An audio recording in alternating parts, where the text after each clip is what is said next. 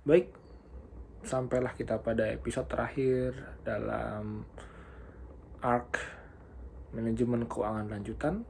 Sekarang saya akan membahas tentang pengelolaan risiko valuta asing kepada teman-teman.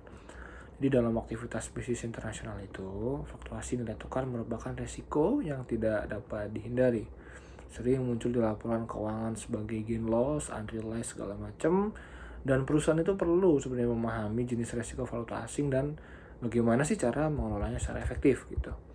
Nah, risiko valuta asing itu tuh ada 3 jenis utamanya. Yang pertama ada transaction risk, yaitu timbul dari transaksi dalam mata uang asing seperti bayar impor, penerimaan ekspor, perubahan kurs dapat menyebabkan selisih antara nilai kas dalam aktivitas impor dan ekspor tadi signifikan gitu. Itu yang kedua itu transaksi risk translation maksud saya.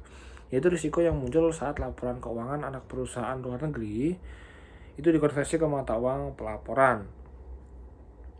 Risiko ini mempengaruhi laporan keuangan meskipun tidak berdampak langsung pada arus kas.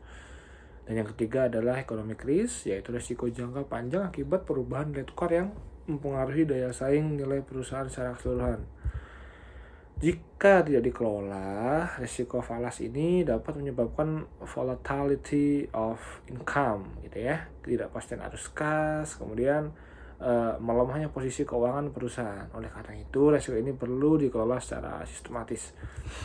Nah, pengelolaan risiko falas ini dilakukan melalui 2 pendekatan utama, teman-teman.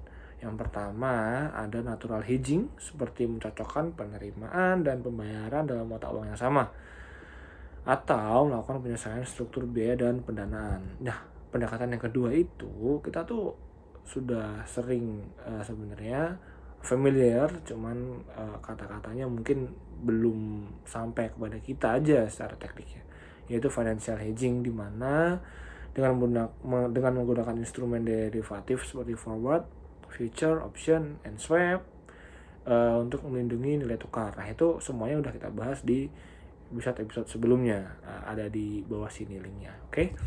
Nah, contohnya itu perusahaan yang memiliki kewajiban dalam US dollar dapat menggunakan forward contract untuk mengunci kurs sehingga arus kas menjadi lebih pasti. Nah, apa sih kesimpulannya dari video ini? Ya, pengelolaan risiko falas itu dimulai dari pemahaman jenis risikonya yang saya sebutkan tadi, diikuti dengan pemilihan strateginya yang tepat itu apa. Kemudian dengan pengelolaan yang baik, perusahaan itu diharapkan dapat menjaga stabilitas keuangan di tengah volatility of exchange rate. Sekian video dari saya, dan inilah akhir dari episode manajemen keuangan lanjutan. Terima kasih.